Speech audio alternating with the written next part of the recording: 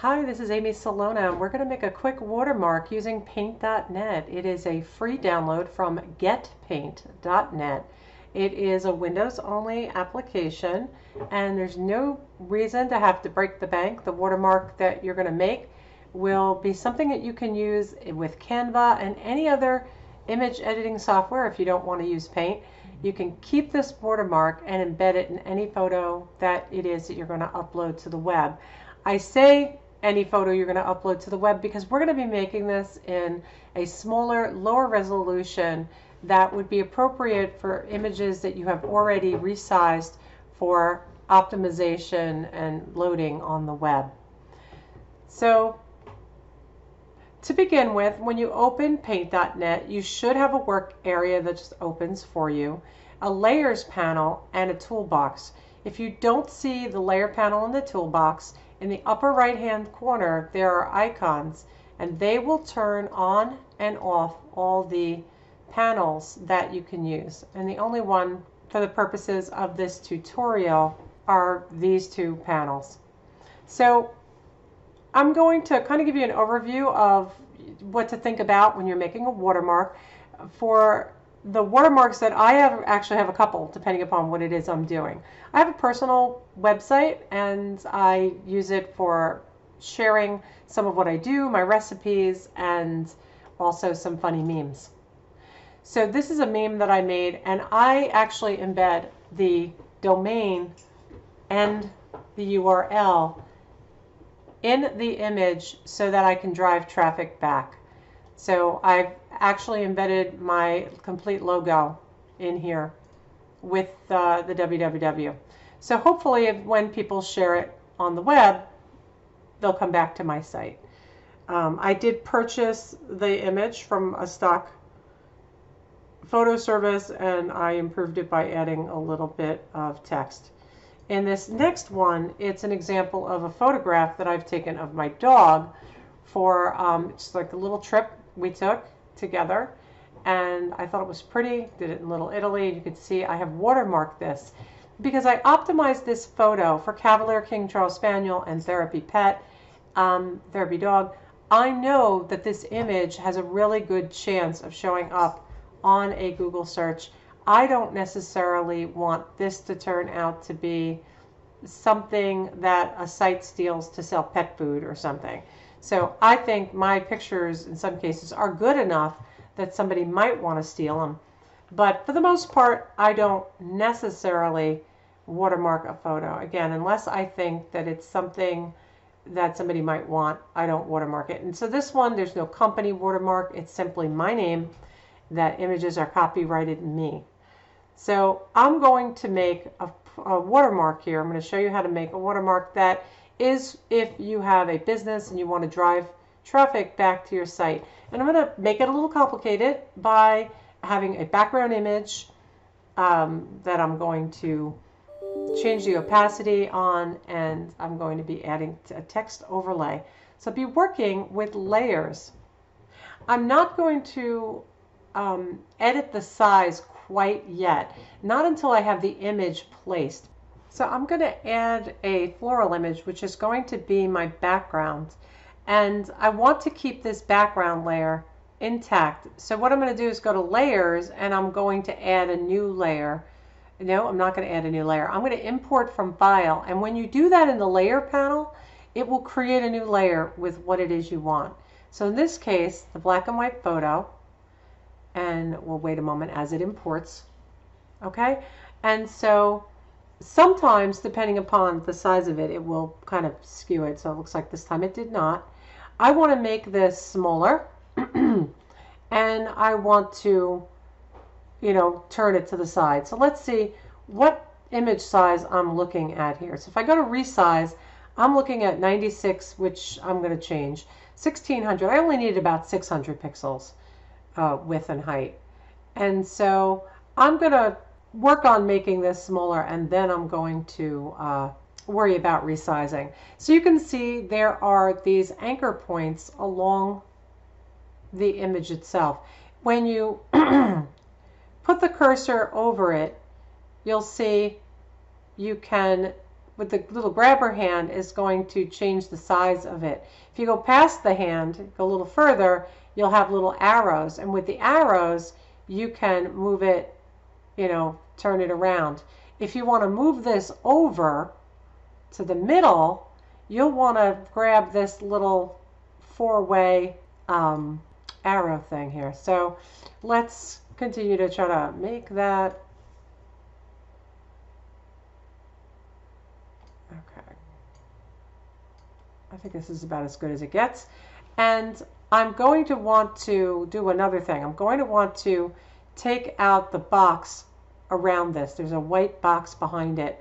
So I'm going to take the background layer off, and then I can see that this image has a white box around it.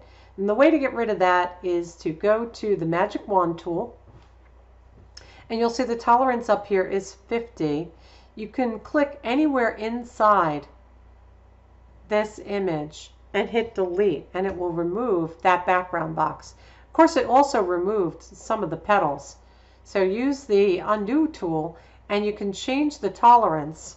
But if you want to change your results, you have to Control D to deselect this to start all over again.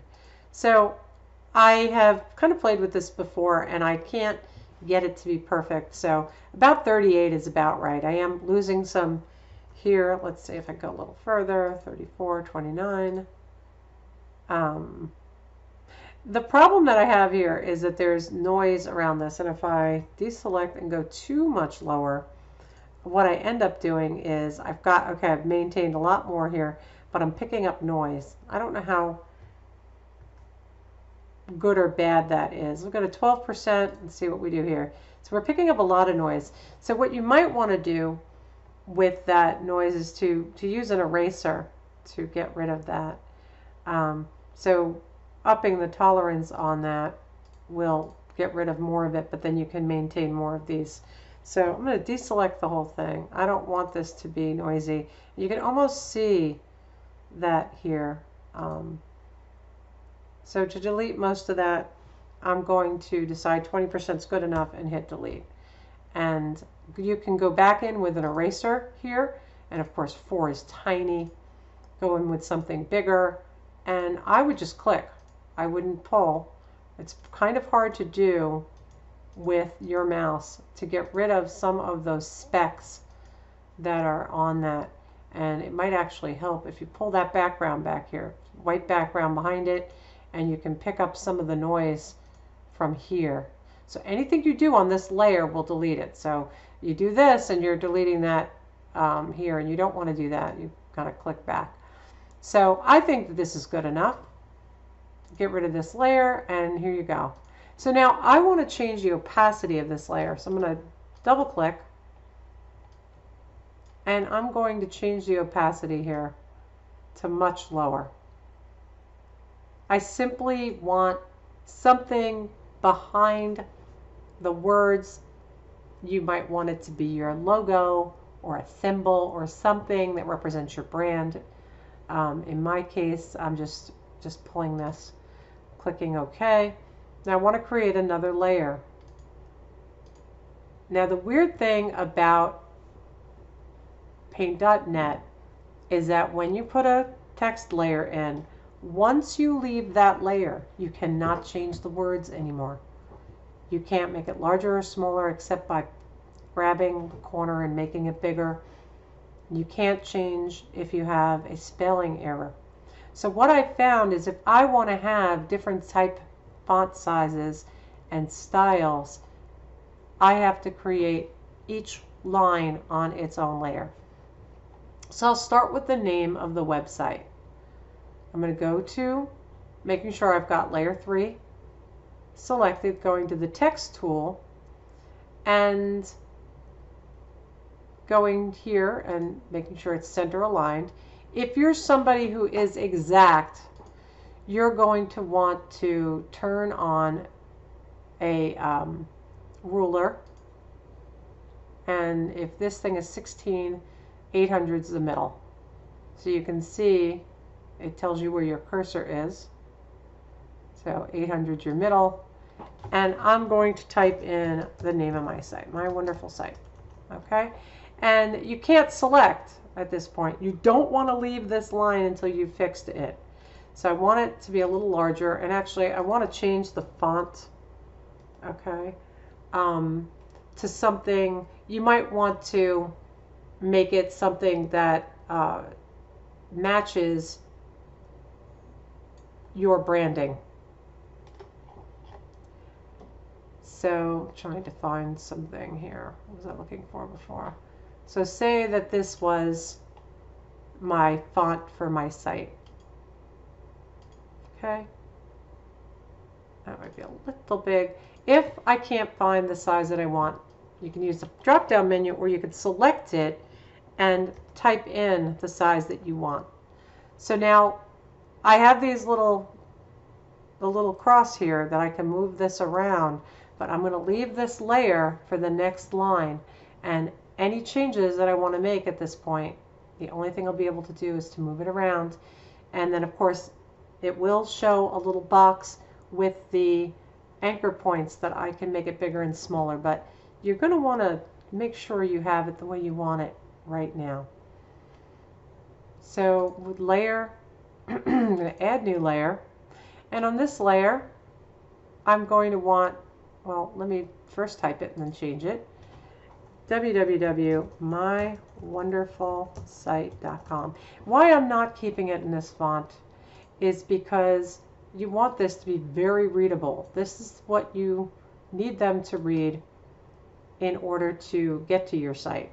So you're going to want something very readable, a non-serif font. So we've changed the font, now we need to change the size. Whoops, too small. It's kind of big, but okay.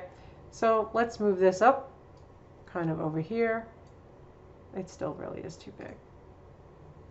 36. Okay.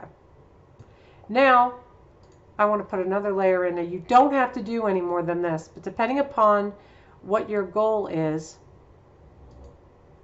I might want to put images, copyright,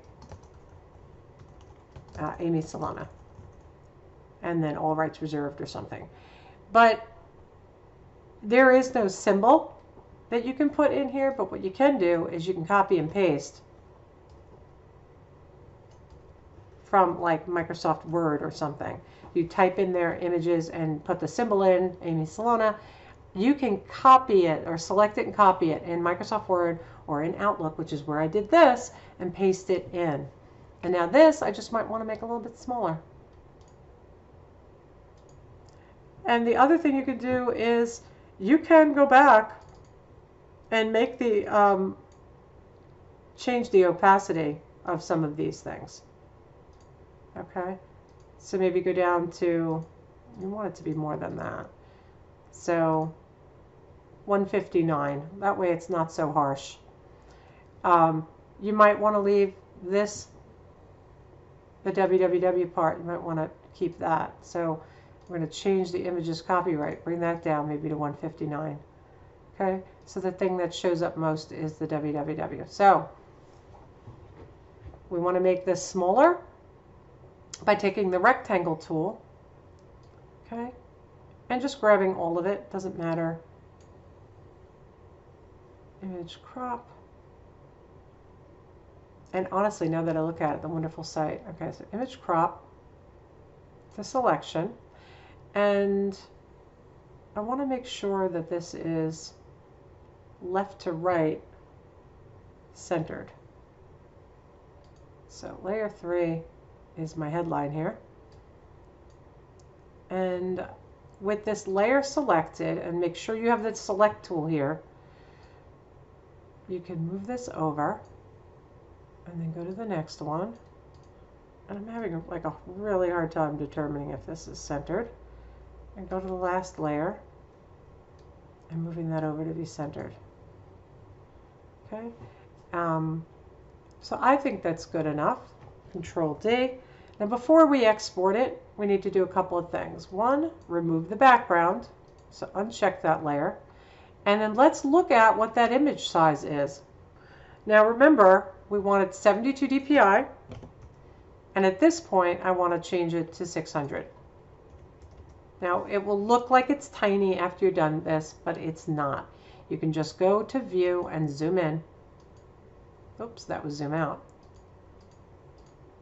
Okay, and the other thing that I'm going to do is I'm going to save it first. I'm going to call it My Wonderful Watermark. Okay, we're going to save that as a PDN file because when I share that, or when I save it as a transparent ping, it will collapse all of these layers and I will not be able to make any more edits to it. So if I want to move it around a little or change opacity again, I don't have to recreate it.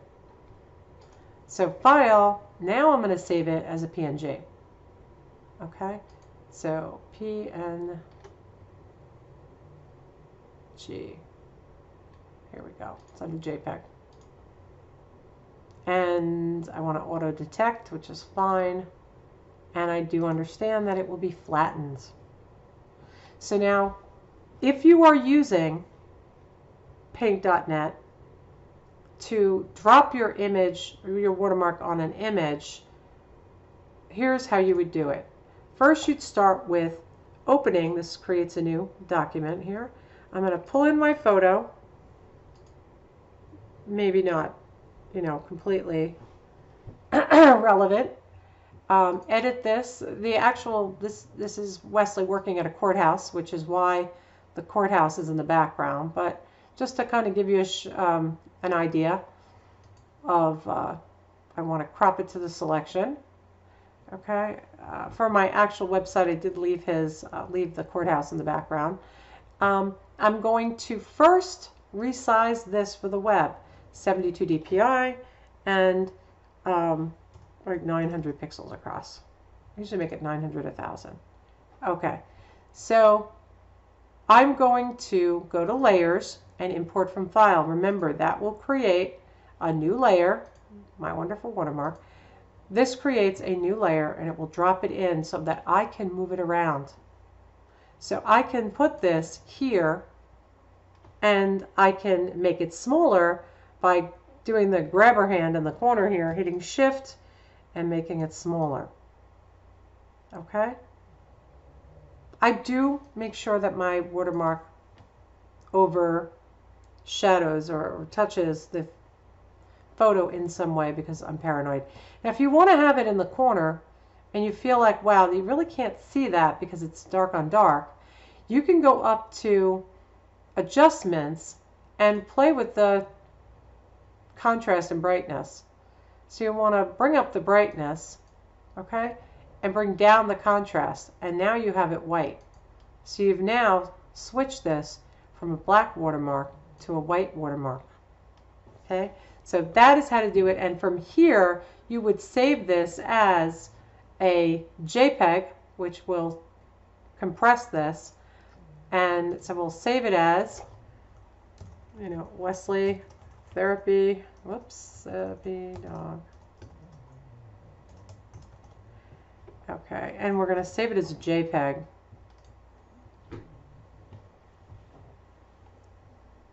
And then the next thing we're going to do is we're going to save the quality. You can see this is a compression. The lower the quality, the lower, you want between 30 and 40 for the most part. Okay?